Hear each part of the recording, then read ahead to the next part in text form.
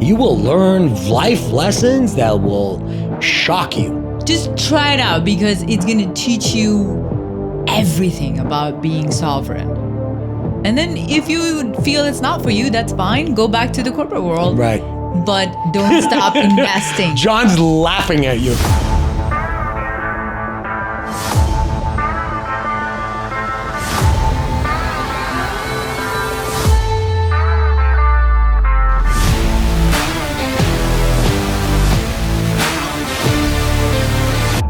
Thank you so much for joining us on the Evolve Your Brand podcast. I'm your host, Olean Merkes. I want to give a huge shout out to Icon Industries, Shane, Steven, the entire crew at Icon Industries, because without them, we can't do what we're going to do. I'm thoroughly excited. The surprises are galore. We have Jon Block and Mansi Shaw. I'm so thoroughly excited to get to know you both today. Welcome. Likewise. Yes, let's go. I like how they said that in unison. So let's jump right into it. Red Pill Experience. Red Pill Experience is the event that my beloved, she and I co-lead. And this is about unplugging from the wealth matrix. Okay. So this is a system of control that has been perpetrated upon people that stops them from living their healthiest and wealthiest lives. So at this 3-day event, we gather leaders, people who are either established or aspiring leaders in disrupting this wealth matrix, and really answering this question: what if the wealthiest, most powerful people in the world were also the most heart-centered and conscious? That's the context of it. This is a holistic approach to wealth creation. So doing your personal inner work, looking at your money shadows and ego, making sure that when you do create wealth, that it's coming from this place of service, of positive impact, of evolving yourself, that's replacing some of the existing paradigms towards greed and scarcity, and how we all rise together, this community environment. These are some of the principles that stand out for me about Red Pill Experience. What do you want to share? I have a question, follow-up. How is Mansi made your message for the Red Pill Experience better? How has Mansi made it better? Well, one thing is that she's a financial genius. So her owning a hedge fund and cracking open this whole new level of investing, where I have had some success with investing, yet not like hers. Mine has been in real estate. So I founded 2 tiny house villages and now have staff in place. I earn a nice ongoing income from that. I own my own home with 3 units on it. I rent it out. Let's go. Yeah. So what I earn in rental income is triple my mortgage payment. So that is a nice setup to have. Yet she's at a next level with her hedge fund and this whole new world of investing and land syndication, which she can share more about. And now we get to bring that to our audience as well and say, get out of this matrix of your job or your clients being your lone source of income, that the money you earn from that you'll reinvest into your business. We work with a lot of entrepreneurs, so that tends to be the particular matrix you want to disrupt. Right. That, any money that comes in, I have to put back in the business. No. A percentage of that goes into your business, yet you are a slave to your business unless you put aside a different percentage towards investing, creating passive income vehicles for yourself. As a person that sells money, I appreciate that message immensely.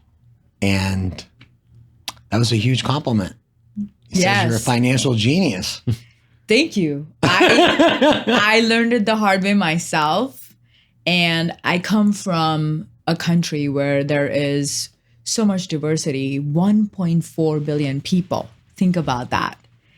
Versus over here, we are 400 million. Right.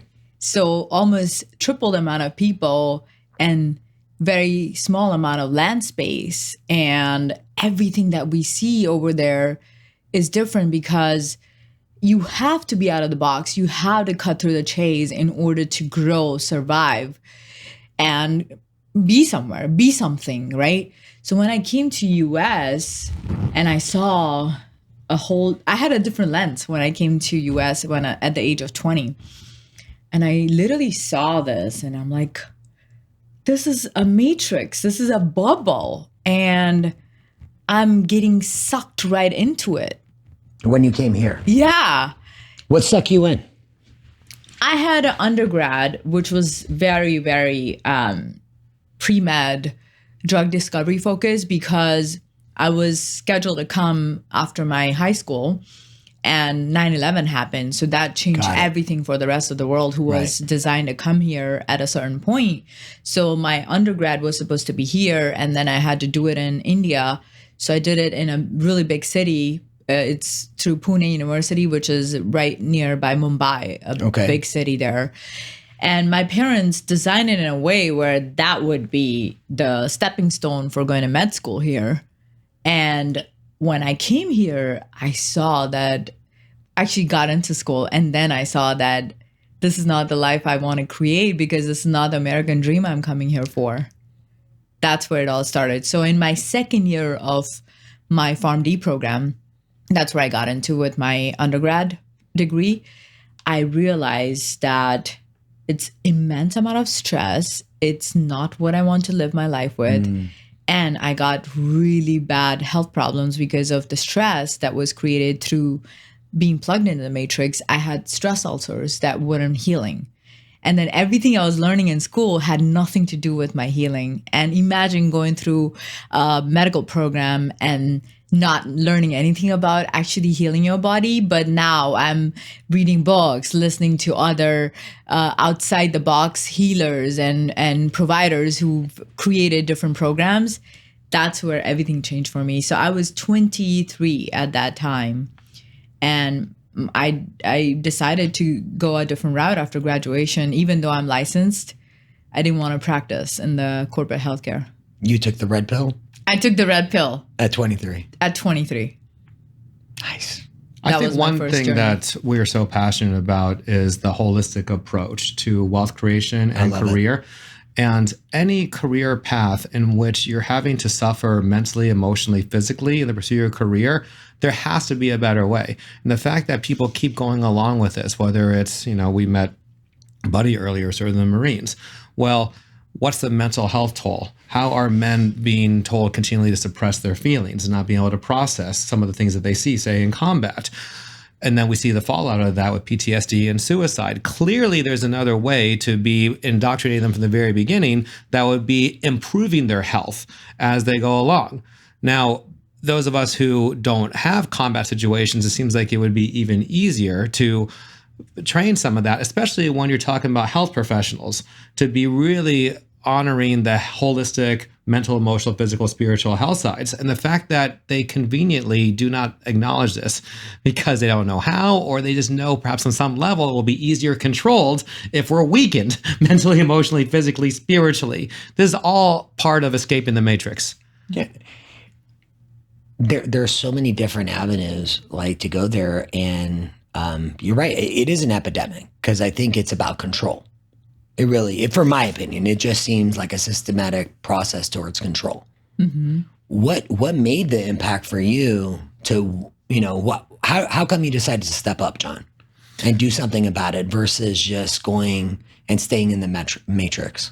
My own matrix. So one reason that I called the event Red Pill Experience is that I saw the matrix when I was a freshman at Emory.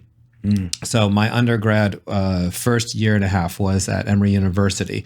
And while there, I went to the movie theater and saw The Matrix. And I realized that this path of being a business major and trying to get a corporate job, that I was Keanu in that movie, destined for a life in a cubicle. So I could stay on that path or take the red pill myself and break free from it. So I saw the power of movies. I've always been a movie lover, yet in that moment, how it shifted my own consciousness, I decided, well, this is what I want to do. I want to make my own movies that'll red pill people in different topics.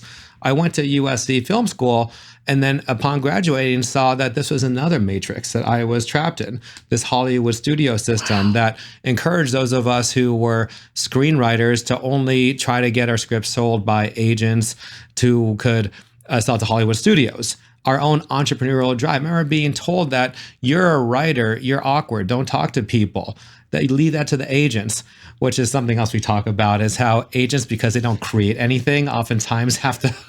I'm sorry, what were you told?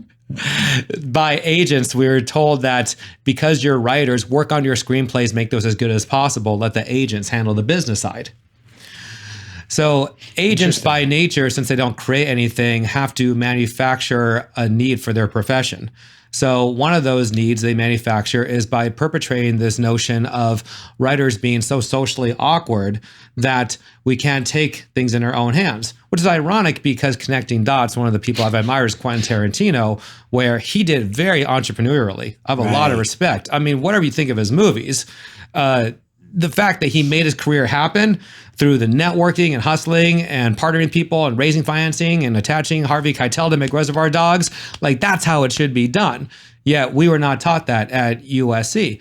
So I fell into a real deep, dark depression in my late 20s, drinking and just getting high every day and thinking, well, my life is over. The one thing I wanted to do, which is to write screenplays for Hollywood movies, was not going to happen. What else could I do with myself? So I started putting on events because at least I had some control. I could have an idea for an event and make it happen. So I started with the music and arts events, and then that wasn't working out well for me financially. So I took this seminar on like how to make more money and work on my mindset. And that's what cracked me open to the world of personal development. It's been that way ever since. And when was that? That was 2010, a week after I turned 30. So the decades, as anyone knows, tend to be wake-up calls. You just age yourself. I mean, no. Well, I'm 43 now, so I think it was turning 30 and just having very little to show for it financially, like as a man, tends to be a wake-up call. Amen. So I took this 3-day seminar, and I really got, wow, it's how I've been thinking about myself, about the industry. I was playing the victim a lot. Oh, the industry's so unfair. Why did that guy get a break and I didn't? A lot of energy expended in that direction. And then feeling sorry for myself, I said, you know what? Done with all that. What can I do? What lights me up? As it turned out, putting on seminars like I was in a seminar just like that was really what excited me, because I've already been doing events for 3 years. And I saw, well, I myself would pay $500, $1,000 and upwards if it was the right seminar and valuable enough for me. This is a valuable trajectory to be on, as opposed to trying to put on festivals for the masses and competing against Coachella. That game was no longer interesting me, especially being impact oriented. Was I really transforming lives for these festivals? No, I was getting a lot of people drunk and having a good time dancing to music. But the transformational seminars, the 3-day in-person seminars in which you crack the hell open and say, here's how I've been living my life up until now, and I'm done living my life that way. To me, there was no higher calling. So I started doing that in 2011, and that's what Red Pill is now at the next level.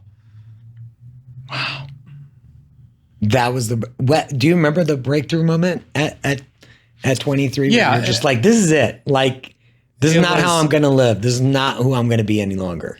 Yeah, it was. The 3-day seminar was called Landmark Forum, which a lot of people have done. People have different opinions of it. I would just say my own personal experience was one where, now interestingly, the creators of the Matrix took the Landmark Forum and wrote the Matrix coming out of the Landmark Forum. And this is a really important note to have. There's connecting the dots here. Because I created Red Pill, what would be 12 years later from that event when I did the Landmark Forum, and they had done it in the 90s and then created the Matrix afterwards. What the Landmark Forum really asserts is that everything around us is made up. Everything that we've been taught and programmed into us from our schools, parents, religion, our culture, that it's all just manufactured conversations.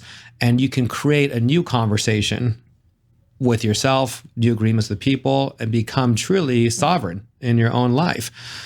So that's what clicked for me, is that who I've been up until now, whatever agreements I made with how I am with money, how I am with career, how I am with my parents, that all of that, you could just hit the big refresh button and say, all right, I design what stays on the page.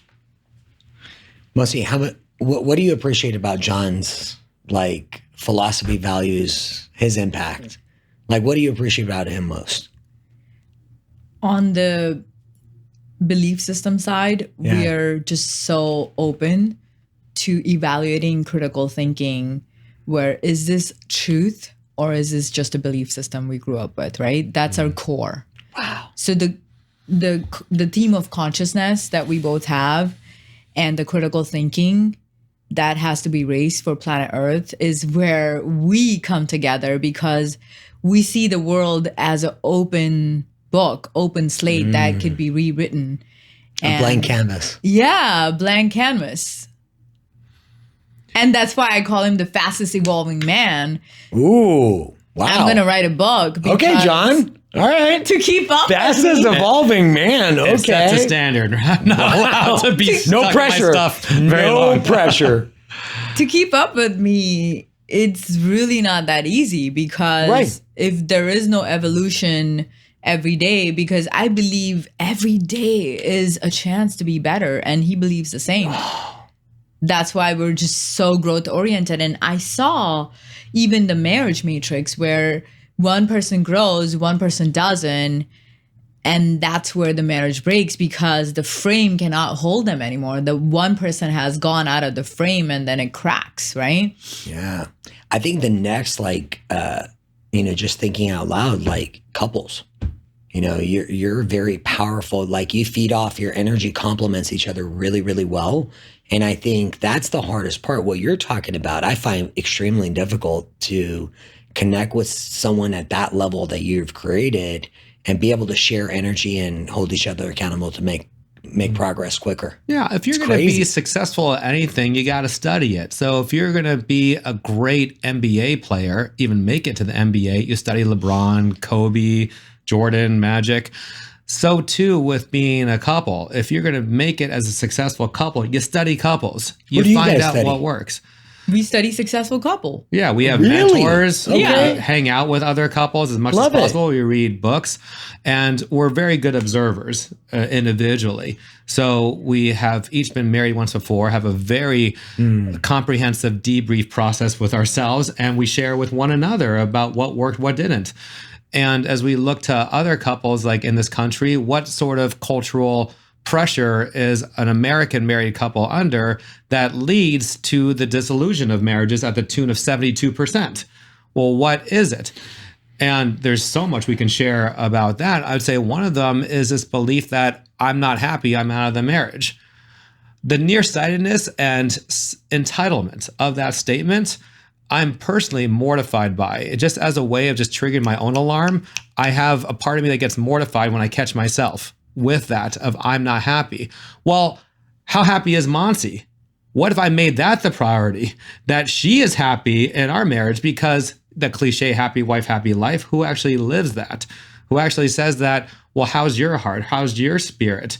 There's a joy of volunteering and parenthood too. From I've yet to cross that particular bridge, yet I get it. When you take the focus off yourself, then you can be happier. It's why narcissists are fundamentally miserable people, because they're so self-absorbed. Clinically, a narcissist doesn't have the ability to focus on others. Those of us who are not clinical narcissists can catch ourselves when we have moments of narcissism and self-absorption and say, all right, I'm gonna take the focus on myself, and how do I really serve my partner? How do I do what's best for the relationship? How do I practice listening, holding space? These are proven principles that take effort to come back to again and again. They're so worth it. This is ancient knowledge. It is. It's crazy how history repeats itself and we just don't pay attention anymore. I feel the technology and extreme amount of stimulus has taken away people's focus from so many gems that are already out there and have been around for thousands of years. So me putting him first and him putting me first works. It's beautiful. Yeah. It's great, your connection and communication. Like, what do you think is the superhero power that you have as a couple? Our journeys. That's our superpower. Like every 6 weeks, we schedule a journey together. Plant medicine journey. Plant medicine. What was journey. the last one? Saturday night. Saturday night. Yeah. And what does that entail? Both of you guys just got a huge smile. Yeah, you got to, let's go. Just the vibration and how the divine presents around you and you feel it. And it's just absolutely, it's like you cannot describe in words. I know. Right. You got to experience it. It's crazy. That's why our retreats are called Red Pill Experience, because when you come to these retreats, that's just your lead in to feeling sovereign, feeling supported, feeling that absolute trust in the process. So we do not do plant medicine at the Red Pill Experience events. We do have discussions of plant medicine. There will be a plant medicine panel because we do believe it as a catalyst for awakening and human connection, ultimate prosperity.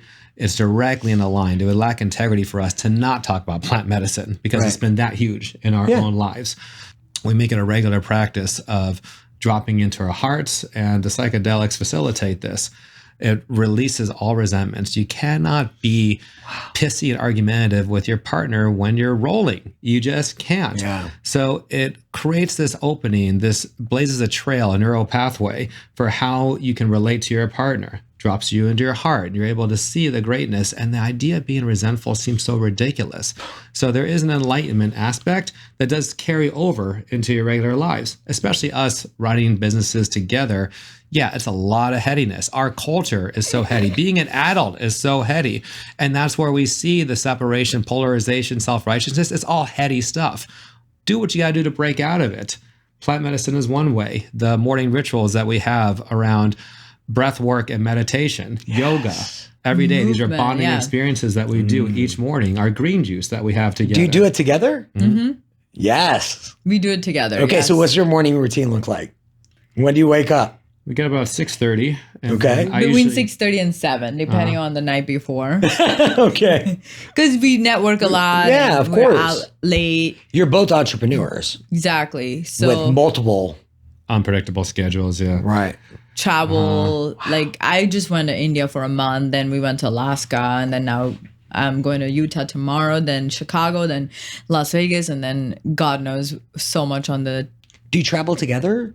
a lot together and then also individually. Yeah, for the conferences, speaking engagements, we're doing Chicago together. The Vegas one will be a fun family one. So we're celebrating my dad's birthday, who passed away 3 years ago. So we get together in honor of him. What is birthday? September 10th weekend. So let's talk about the morning routine, because morning routine sets the tone for the day. It's a non-negotiable. So the 4 that we really encourage people to have is movement, touch, breath work, and meditation. So we wake up and then one jumps in the shower. Usually me. Usually him. She's a little slower. And then I would still be like trying to open my eyes. Then he gets out of the shower and then he's like, your time's up now. He takes the dog for the walk. Yes. Right? He gets a What kind of dog do you have? A golden doodle. Okay. Absolute joy. Sage. Her name is Sage because she is a energy cleaner around us. And then I jump in the shower. Then we both are ready. We start with our meditation with sound bath. And then we get into breath work. Once that's done, yoga, morning green juice, and then calls start around 9. And that's like the perfect morning, right? Yeah, from 7 to 9. That's our thing. We have to have that in order to avoid fights or arguments or getting too caught up in your head or get snippy. It's just human. It's human. Let's be honest. Yeah. No phones in bed. That's been one I've had to enforce more than once. Jon, Mansi, you're so my kind of people. Like I get it. Like, I had terrible life habits. I had a terrible life. Shocking. Yeah. Like I'm shocked. Terrible life habits, terrible. Like it's so powerful to me because you have a holistic approach to entrepreneurship. Yeah. You know, that's really what I'm hearing. It's like you can't address one thing without addressing both things. You know, you are your business. You are. Right? You are. So what messes you have in your life is what you carry forward in your business. So to clean up your business, you have to clean up yourself and your life. And that's just the best way to live. Because entrepreneurship is so rewarding, so amazing. It is. And just running after profits and running after money is not everything. I think it's one of the last things that I prioritize now. I'm more about like really getting to know people, connecting at a real level, true level.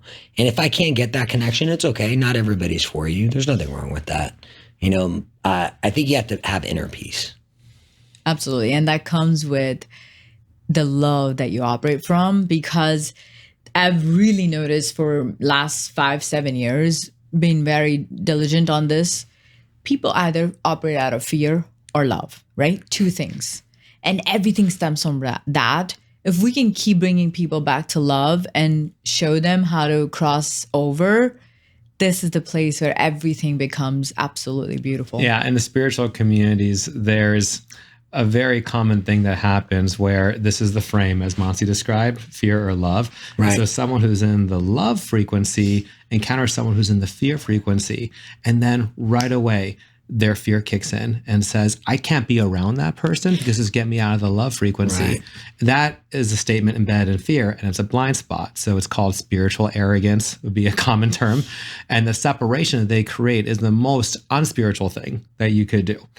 So to truly be the thermostat, not the thermometer, to quote Martin Luther King, how do you constantly embody that love frequency and see every time you encounter someone in fear who perhaps is trying to get something from you, how do you allow that to not sabotage your frequency? How do you hold it so that they'll come meet you at that level? And they may not right away, yet to not sell out on that frequency.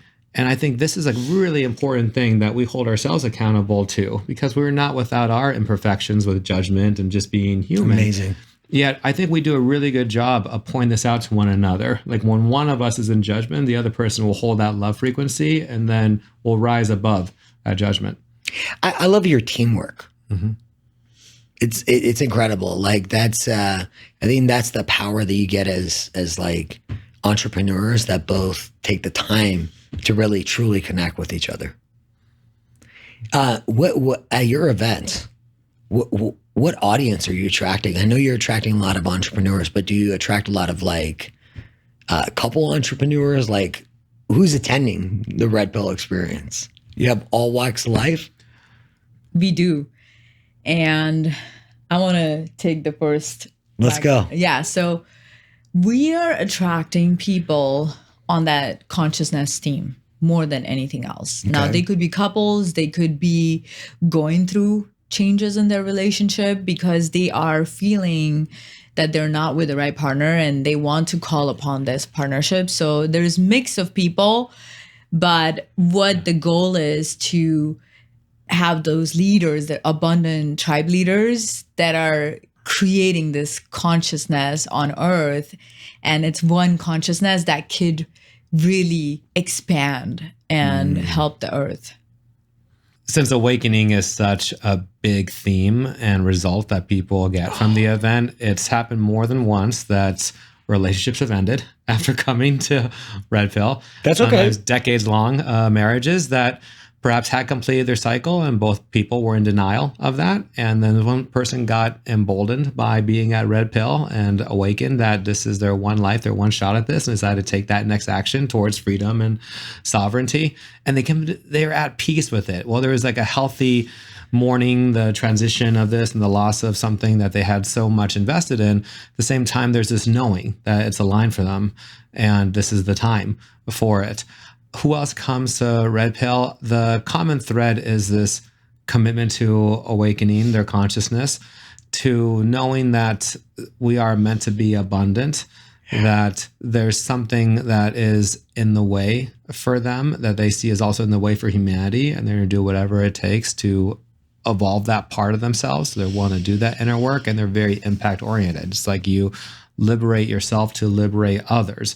That's the next step, is to give it away, to be empowering others what you got. And this is how we as a collective rise together. How does it make you both feel with the impact that you're leaving right now on people's lives? It's a blessing. Yeah. It's a blessing. And I feel that we are definitely the chosen ones because it's been very tough to be here where we are. And personally on my ayahuasca journey, I asked Mother Aya, why me? And she said, you shouldn't question because it's of course you. And that's why you are on this journey of drastic spiritual awakening and health journey. I've been through, as I mentioned before, ulcers that didn't heal, and I had to go through a good 6 months of sleeping on a recliner couch and so much pain. And all of that is because it's a part of the journey, and I won't be who I am today without it. And you no longer question it. No more. What's your approach now? Just embrace and give and flourish in it. Incredible. I think it's really important to stay focused on the impact we have on others, because we all have this tendency towards procrastination, to laziness, to self-doubt. Everyone's got their own combination of lower self that can just hijack us. So how do you break through? Martin Luther King is one of my great examples, so I reference him a lot. And of course, there were days you felt like, oh gosh, another speech, another march, another day where people are looking to me to have all the answers, all their concerns and all their reasons they don't want to march today. I just want a day off. I don't have to deal with this. Yet he had a commitment, a dream to end racism in America. That was bigger than him. So on some level, he's asking, who the hell am I to say I'm too tired? I don't feel like it. That's a right I do not have. By my say so, that's a right I don't have. And I find that there's this overly indulgent thing where we're all for self-care in some of the ways that we've mentioned. Yet whether it's people in the spiritual community or others who say, well, if you don't feel like it, you don't feel like it, and just leave it at that. Well, if I don't feel like going to the gym, I never feel like going to the gym. Right. Right. I've spoken on hundreds and hundreds of stages. I don't feel like going ever. Right before I go on, there's a part that's like, I don't feel like going. I don't feel like going. So it's not exactly a reliable barometer of what to do. In fact, just the opposite. The things that we're least inclined to want to do is often what we're meant to be doing. And when you lead with impact, well, how will my going to the gym raise my frequency so that I can show up bigger for the world? This message that I'm meant to share, this beingness on stage, how will this positively impact people? My running this business, my putting on this 3-day event, how will this positively impact humanity? That will galvanize people towards you. The universe can rally around this, and the people do show up, and then the money just takes care of itself. I love what energizes your lives. Like coming to this podcast and being ready. So we did a 20-minute yoga practice, right? Because we want to release all the lactic acid. We want to release all the blocked energy so we can show up for the world. So great leaders don't do what they feel like doing. They do what is going to create impact for the world. That's what leadership is all about. It's all about them. It's not about you. Yeah, leaders create other leaders. And this is a big missing in a lot of the influencer space right now, where they're looking to create followers. I mean, that's the term they use. How many followers do you have? And a part of me always bristles and knows like, there's like my matrix alarm goes off. There's some belief system that has ensnared people, that's stopping people from living their best lives. If I'm a follower, then I'm not in that moment a leader. Like that person who I'm following, are they really committed to empowering my sovereignty, my critical thinking, my leadership? So I notice how some are and some aren't. So I could listen to someone like Joe Rogan, where I feel more empowered in my critical thinking after one of his sessions. So yeah, I'll be a quote follower. I just think of myself more as a listener of Rogan. But some of these others where you get into Instagram and they have their perfect lifestyle that can result in this comparison despair. I mean, we don't waste any time in that vibration, but a lot of people do. So it's worth calling out. Notice how you feel less than when you're with these people. Then stop it. If you don't feel expanded in your leadership, stop it. If you don't feel seen by this person, that they get you and your challenges, you can really empathize with them, stop that relationship. How come people feel powerless to stop it from your point of view? From what you see at your events? Like, how come people feel powerless to stop it? It's a great question, Oli. The reason people feel powerless to stop it is that they have this sense of this is what's trending, that's what's popular, and they don't want to miss out. So adults are really just 12-year-olds, just in adult bodies. So this sense of whether it's Kardashian or the IG influencers, this is what catches their attention. They want to be a part of this cultural conversation. Shiny objects. I know. And not everything that shines is gold. Yeah. That's the challenge. Most things aren't. Most things honestly, 99% of the things out there that are shiny are actually fake these days, right? I mean, think about Instagram. I know it's one of the fakest platform where you can buy followers, buy likes, and buy comments. What's left? And you can borrow people's cars and clothes to create videos.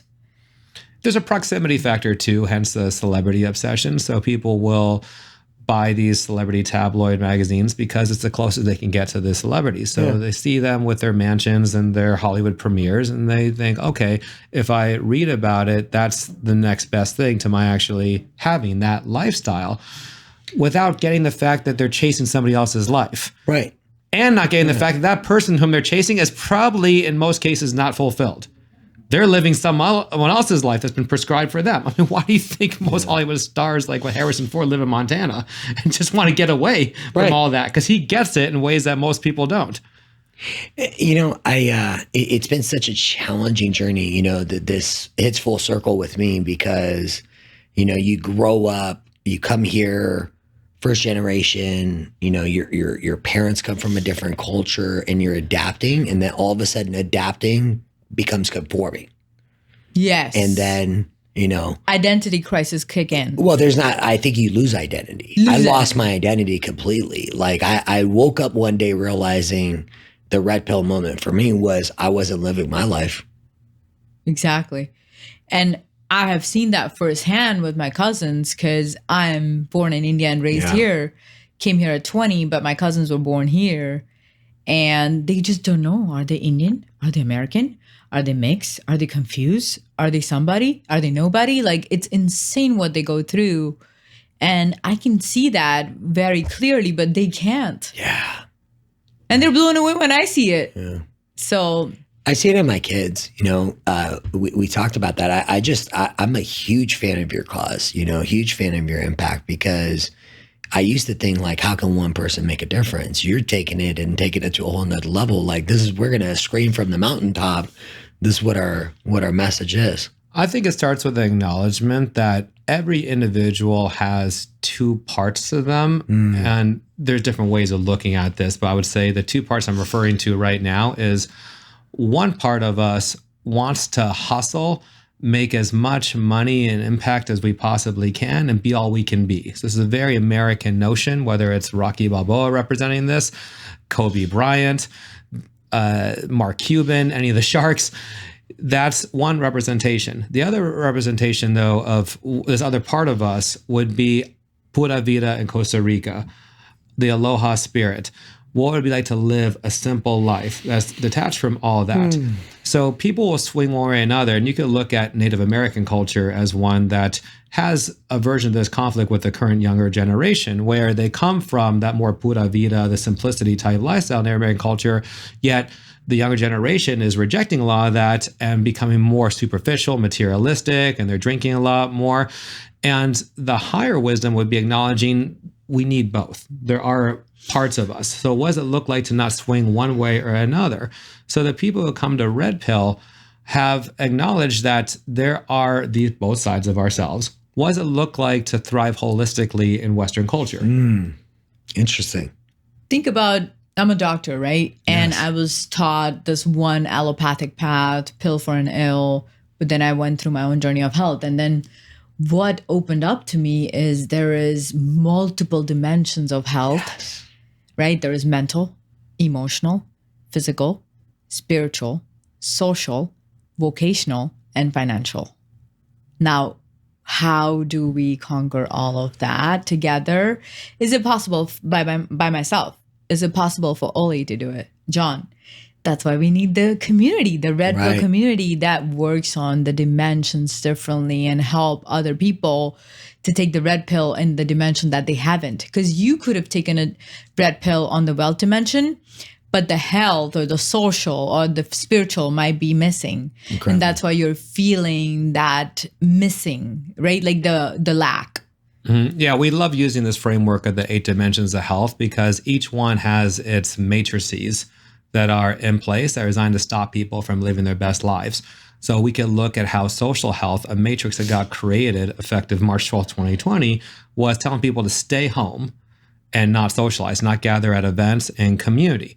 And majority of people just went along with that particular agenda without considering the social health and hence mental health, emotional health, spiritual health toll that would take. Well, that's another realm in terms of businesses being locked down and how that was directly attacking people's financial health. Absolutely. So to at least recognize that that's what happened was a direct attack, and who are we going to be about it?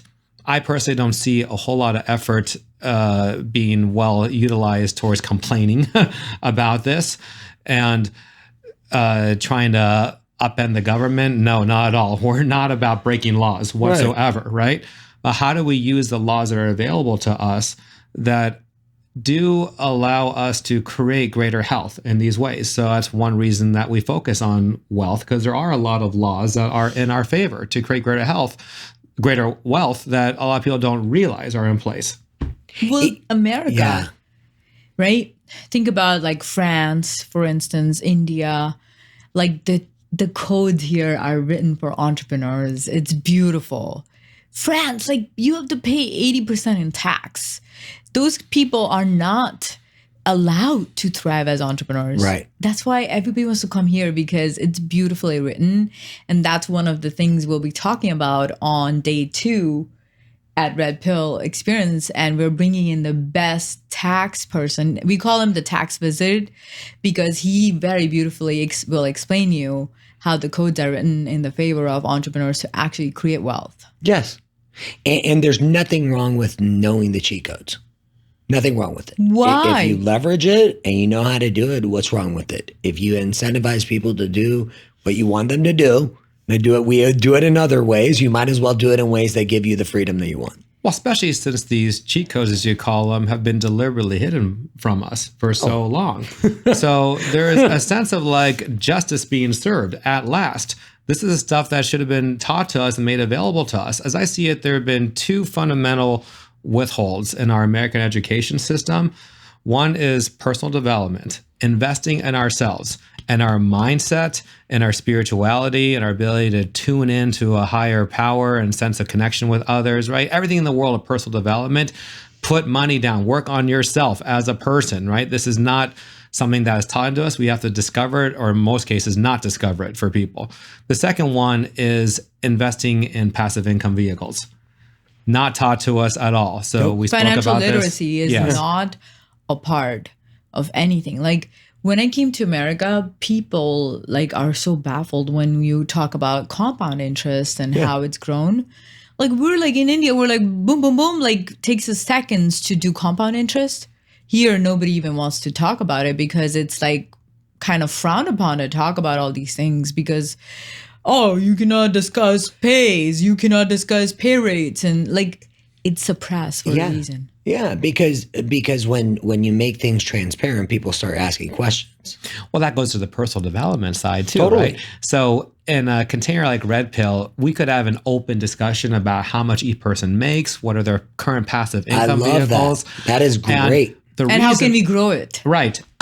And the reason we're able to do that is because of the personal development work that each person does, where someone could say, wow, I'm noticing that I'm having some comparison jealousy thing come up within me. I know this is not about you, and I'm just noticing that I'm feeling less about myself right now. That level of personal responsibility, which is foundational for personal development. Take responsibility for your own emotions. Don't think the other person is the reason that you feel upset. This is your choice that you're making subconsciously because you feel powerful or whatever reason that you have. You get to vocalize that in a way that is conscious and taking ownership of your emotions. And we get to process that out because chances are you're not the only one who feels less than by someone who has 8 figures in their bank account. John, it's so like you just freaking hit home. Like I was so emotionally immature. Like last year probably has got to be one of the worst years about my emotional immaturity.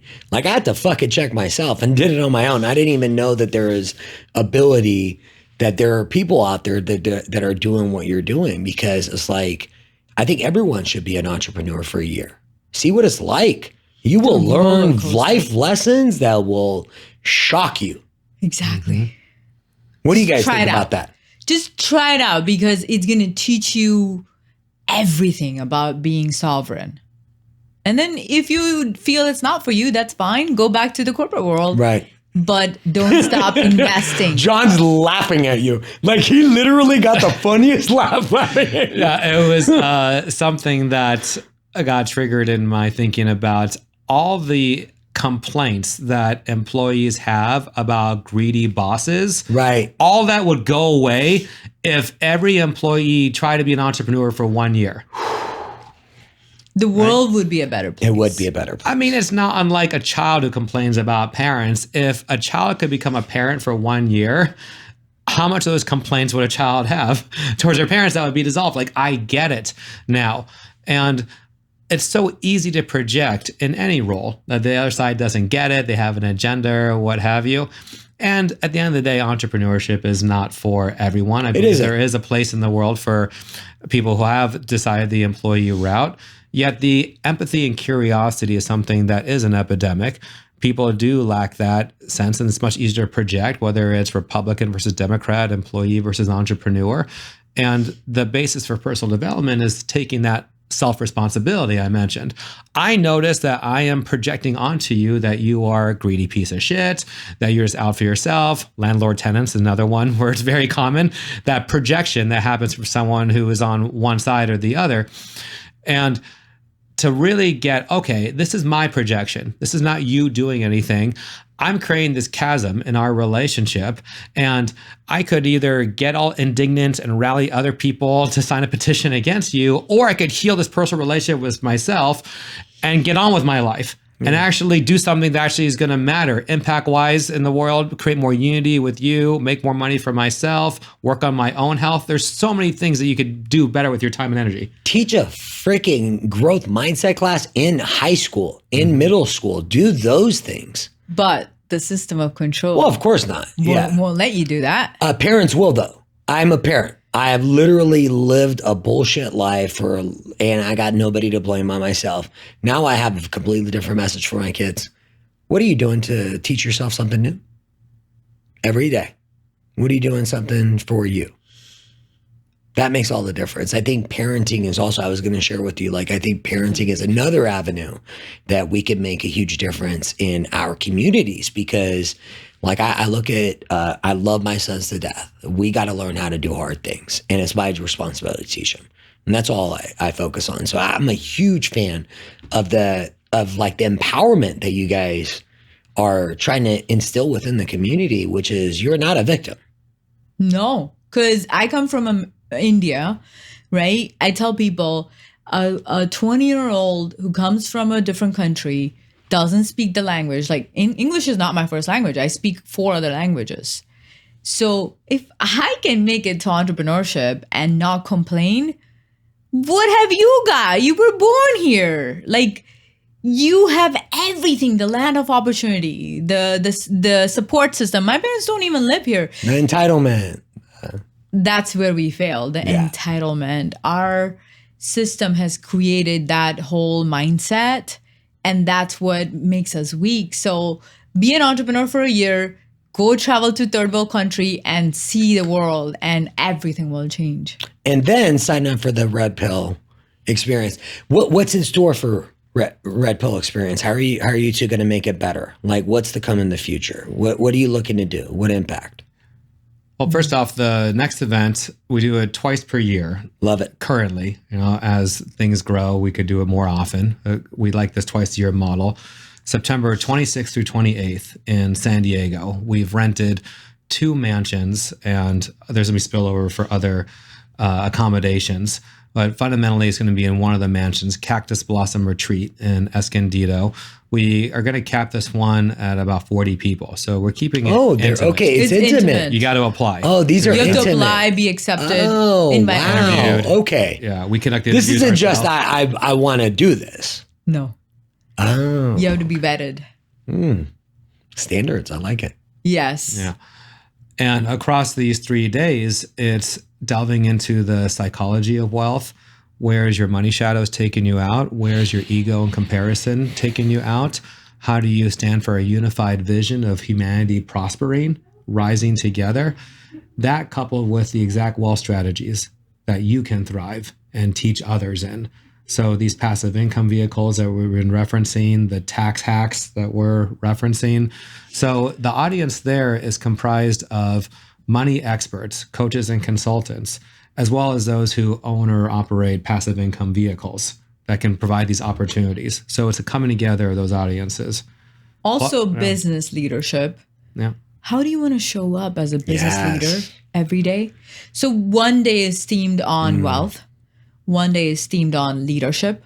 One day is themed on creating your own retreats. So some of them are very passionate about creating their own container. That's the bonus day, yeah, is on So that's for the a certain VIP. audience who really recognizes that they're meant to do what we're doing, to have their own events and their own communities. We're offering that as a bonus day. So of the people who register, those who want to be a part of that, that's available to them as well. I believe so deeply in the power of in-person events. I've been doing it professionally since 2008, first with the music and arts events. As I mentioned, I segued into the personal development side. And at the end of the day, that's where lives change. The transformation is the greatest. The community relationships, individual relationships are greatest. So one big matrix that's been perpetuated upon us is that, host it on Zoom, because that's just as good as in person and it's more convenient for people. Convenience is the antithesis of transformation. Convenience is keeping people in their comfort zones. That is direct middle finger to personal growth. It makes no sense to be saying fundamentally that a Zoom event could be as powerful as in person, because of the convenience factor alone means that no way it could be as powerful. You have to get people out of their homes, dressed up, meeting face to face with strangers, being vulnerable, having all those eyes on them when it's their turn at the microphone. That's where the transformation happens. So for people who get that, that's why they would come to Red Pill. They wouldn't even bother asking us, are you going to Zoom it in? They know the answer to that. It has to be done in person. And they want to be leading their own events as well. So we're excited about that aspect. It's really about what we're saying, creating leaders. This is what it looks like on the court for us. That just blew my mind. I love how you just stuck to your gun and you're not going to sell out. It's so easy. It is in today's world, but would you say, Ali, that after COVID, it is imperative that people stand for more in-person connection, because a lot of things have gone online and it has lost its essence? I think I just look at the social skills of my sons, many versions of me that are coming into this world, and, my legacy and them standing on their own. I think the value of really, really learning and how to be emotionally intelligent, to be able to communicate with all types of different, mindsets and different people, variations. We're all different. And that's what makes us great as a nation, is that there is that variety and that we can help each other get better. I genuinely, right now, I have one purpose, what I'm championing, which is I'm going to put more positive and more good out into the world than what we're feeding it today. Mm-hmm. Yeah, there's a very specific point we all have, which I'll just name it as screw this, I'm out. So it could be in a seminar, it could be in a one-on-one conversation. There's a point that we all have that says, screw this, I'm out of here. And on a Zoom event, that could lead to you dropping off the Zoom altogether. It could lead to you surfing Facebook, checking email. In an in-person seminar, you cannot do that. And over texting too is another way. If it's a one-on-one, we can screw this, I'm out. Ghosting being a horrific expression of this, or inexpression of this, just to ignore the person altogether, or to rail on them with your point of view. None of this flies at an in-person event. I've had people say, screw this, I'm out, because they saw something in themselves at the seminar they were not prepared to look at. Guess what? It's your turn at the microphone. And they get to share what's coming up for them. And there's a process that they get to go through that everyone bears witness towards. And my God, the acknowledgement and hugs that come afterwards, and honoring that person who had the courage to stand in the fire of their own reactivity and come out the other side, because at the end of the day, they chose love. They chose growth. They chose connection with the people around them, as opposed to their own ego and self-righteousness. To me, it's one of the most beautiful things to witness. I can't even imagine the emotion they walked out, the self-fulfillment that, God. I made progress This on who I community am. is so tight. Once It's crazy. they spend 3 days, like, I see them and they love each other and they support each other. And I'll tell you one thing that I love about Red Pill is when the ego dissolves, magic happens. And we're pretty deliberate too of, yes, we want people to be prosperous, wealthy, have the freedom of lifestyle, live their highest purpose. Yes, 1 billion%. We want that. we also know that wealth is a massive ego trigger for people. And we see ourselves as transformational first responders. So wherever people are the least transformed, least conscious, most hijacked by ego and status and control, that's where we go. So that's why we're raising a flag now around wealth, because this is where people are going to be the least transformed. You are transformational first responders. That's my little short right there. And I can feel it. It's not a line. This is like you mean every single word.